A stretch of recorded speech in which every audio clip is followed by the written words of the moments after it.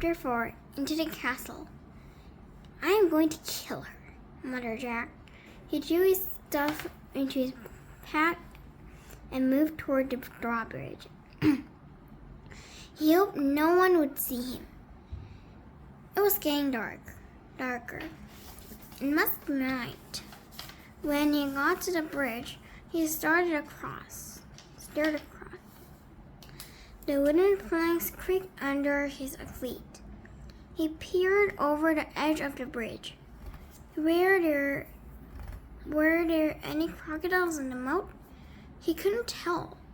"Halt!" someone shouted. A guard on top of the castle was looking down. Jack dashed across the bridge. He ran through the castle gate and into the courtyard. From inside the castle came sounds of music, shouting, and laughter.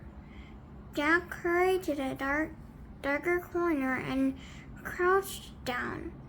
He shivered as he looked around for Annie. Torches lit the high walls around the courtyard. The courtyard was nearly empty.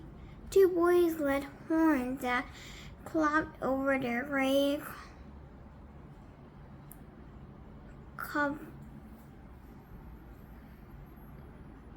coblets. Yee-haw! Jack turned. It was the knight's black horse. Psst! He peered into the darkness. There was Annie. She was hiding behind a well in the center of the courtyard. She waved at him. Jack waved back. He waited till the boys and horns disappeared into the stable. Then he dashed to the well. "I'm going to find the music," whispered Annie. "Are you coming?" "Okay," Jack said with a sigh. They tiptoed together across the cobblestones. Then they slipped into the entrance of the castle.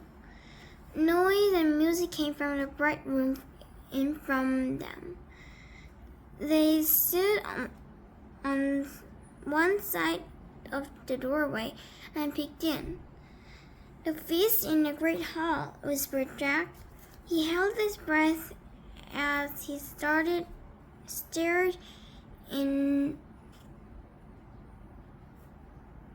awe. A giant fireplace blazed at one end of the noisy room. Antlers and rungs, huge, hung on the stone walls. Flowers covered the floor. Boys in short dresses carried huge trays of food. Dogs were fighting over bones under the table.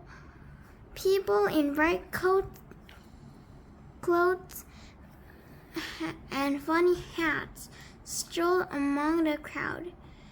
Some played funny shaped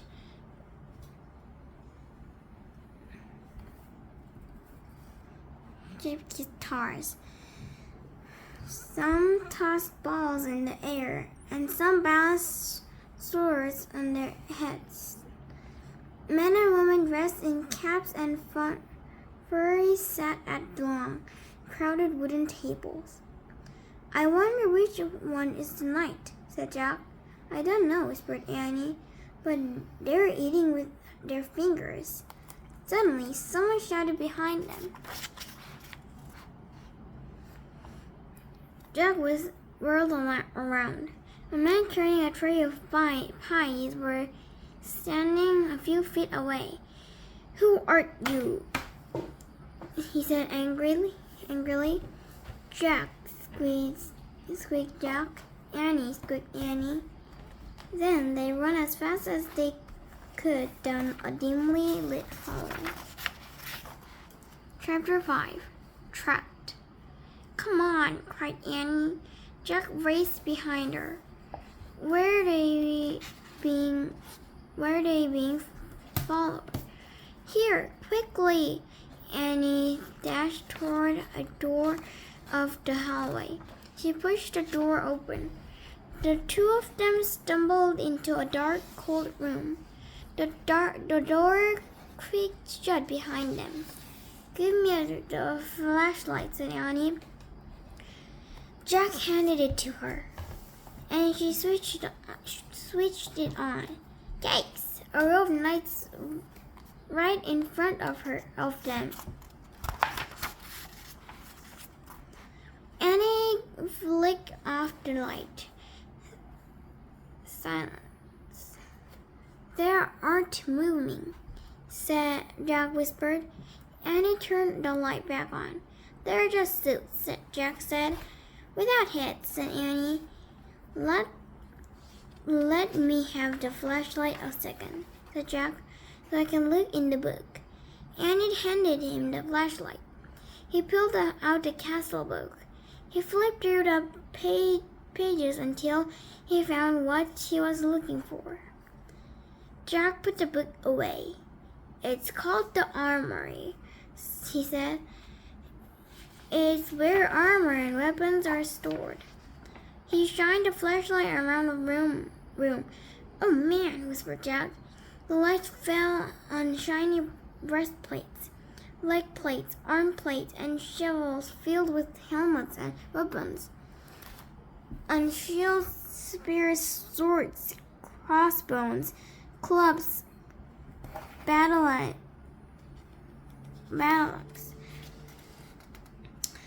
There was a noise in the hall. Voices. "Let's hide," said Annie. "Wait," said Jack. "I've got to check on something first." "Hurry," said Annie. "I'll take just a second," said Jack. Hold this." He handed Annie the flashlight. He tried to lift a helmet from the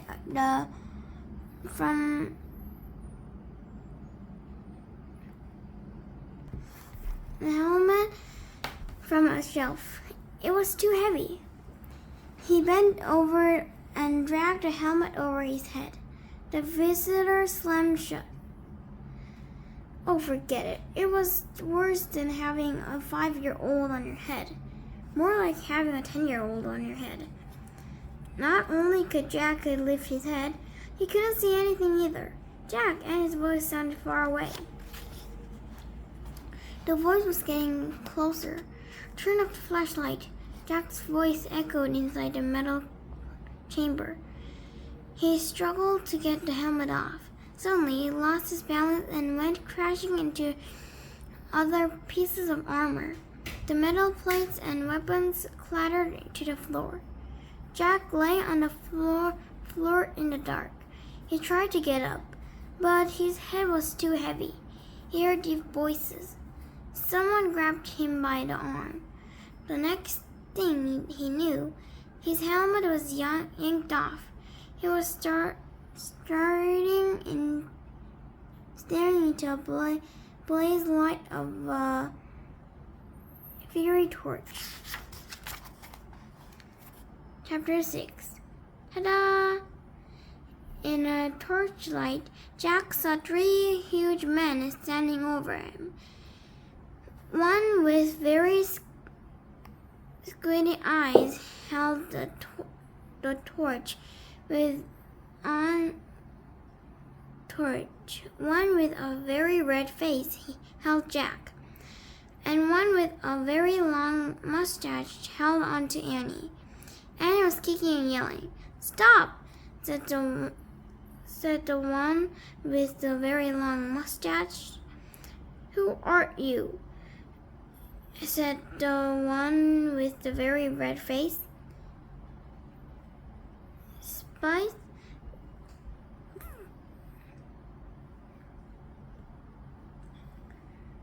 Foreigners? Egyptian? Romans? Persians?"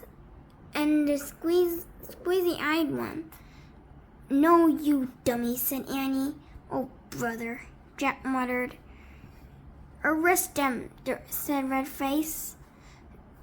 "The Dungan," said Squeezy Eyes. The guards marched Jack and Annie out of the armory. Jack looked back frantically. Where was his backpack? Go, said the guard, giving him a push.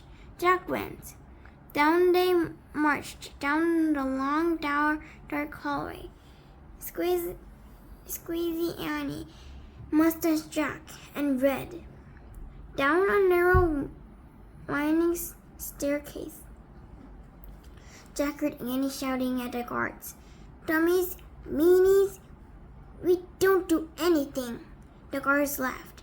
They didn't take their seriously at all. At the bottom of the stairs was a big iron door with a bar across it. Squeezy pointed the bar off the door. Then he shoved at the door. It creaked open. Jack and Annie were pushed into a cold, clammy room. The fairy torched the dungeon. There was chain hanging from the filthy walls. Water dripped from the ceiling, making puddles on the stone floor. It was the creepiest place Jack had ever seen. We'll keep them here till the feast is done, and turn them over to the Duke, said Squeenie.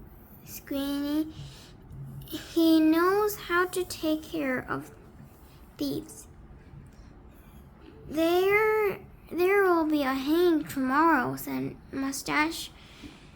If the rats don't get them first, said Red. They all laughed. Jack saw that Annie had his backpack. She was quietly unzipping it. Come on, let's chain the two of them, said Squeezy. The guards started toward them. Annie whispered her flashlight out of the pack. Ta-da! She yelled. The guards froze. They stared at the shiny flashlight in their head. Annie switched the light on. The guards gasped in fear. They jumped back against the wall. Squeezy dropped the torch. It fell into a dirty puddle of the floor, sputtered, and went out. My magic wand, Annie said, waving the flashlight. Get down, or I'll wipe you out. Jack's mouth dropped open. Annie firstly pointed at her light at one, then the other. Each held and covered his face. Down, all of you! Get down, shouted Annie. One by one, the guards lay down at the wet floor. Jack couldn't believe it. Come on, Annie said to him. Let's go. Jack looked at the open doorway. He looked at the guards cracking on the ground. Hurry, said Annie. In one quick leap, Jack followed her out of the terrible dungeon.